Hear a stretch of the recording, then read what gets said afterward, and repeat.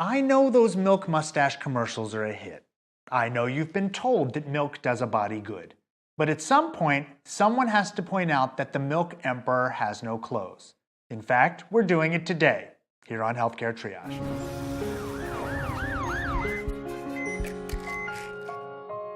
Seriously, people, has it occurred to none of you that we're the only mammals on the planet who consume milk after the early childhood period? We're so obsessed with it that we steal the milk from other species in order to keep drinking it. Look, I'm all for breastfeeding. It's what all the other mammals do, and I believe that evidence shows that breastfeeding is good for infants.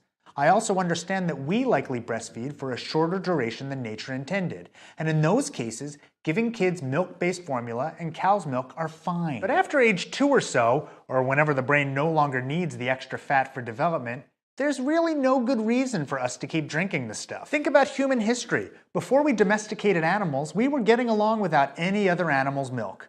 Lots of humans can't even drink milk because they're lactose intolerant. They do just fine. Here in the United States, there are recommendations all over the place trying to get kids and adults to limit their intake of calorie-containing beverages. Except milk. Milk gets a pass. In fact, lots of recommendations say that we should be drinking up to 3 cups of this stuff per day. Those 3 cups contain more than 240 calories and more than 36 grams of sugar. Ironically, non-fat milk contains more sugar than whole milk. What's with these recommendations? Ostensibly, it's because we need the calcium for bone strength. Because more milk, and the calcium it contains, will make your bones stronger. You know where this is going, right? To the research! In 2007, a meta-analysis was published in the American Journal of Clinical Nutrition, looking at calcium intake and the risk of fractures. It included 7 prospective cohort studies of more than 170,000 women and almost 3,000 hip fractures. They found no association between total calcium intake and the risk of hip fracture. For men, they found 5 prospective cohort studies of more than 68,000 men and more than 200 hip fractures. No association there either. They also found 5 clinical trials seeking to prove that improving calcium intake would prevent fractures. More than 5,600 women and 1,000 men took part in these studies where they randomly got calcium supplementation or placebo. They looked at all kinds of fractures. And the calcium did nothing significant. There were 4 trials that looked specifically at hip fractures. And there they found that calcium supplementation increased the risk of hip fracture. Increased it! But maybe milk is different. In 2011, a meta-analysis was published in the Journal of Bone and Mineral Research.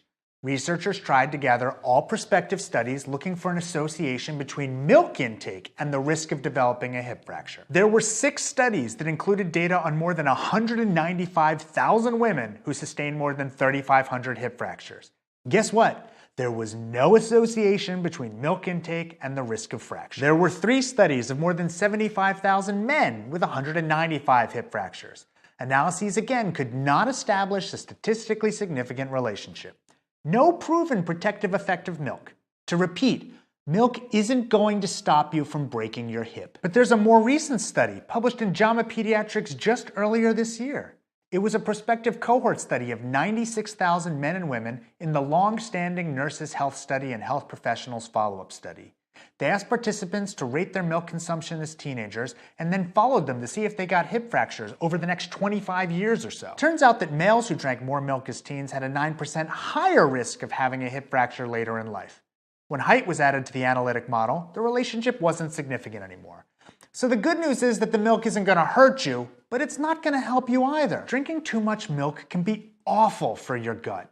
It makes it bleed. Every single year of residency, I admitted at least one child who was drinking a ton of milk and had slowly bled from his or her GI tract to a level of anemia that would kill an adult. It was always shocking, and the parents were always horrified to hear that it was excessive milk consumption that had put their child in the hospital for an extended stay. Here's a news story. Or take the word of Duke University Health System. Cow's milk is low in iron and can actually prevent iron from being absorbed from the diet. In addition, some children develop small amounts of bleeding from their intestines when they have too much cow's milk. Am I saying milk is evil? No. It's an important part of a small child's diet, and you should listen to your doctor about your toddler's consumption. Moreover, like most things in moderation, it's totally awesome. What else are you going to drink with hot apple pie? How else are you going to turn your bowl of Life cereal into a delicious paste? An Oreo without milk is close to a sin. But at some point, in older children and adults, we should own that milk is a calorie-laden beverage like many others. It holds no special place, and you don't need it. Phenomenal marketing and a lot of wisdom have convinced you otherwise. Get over it.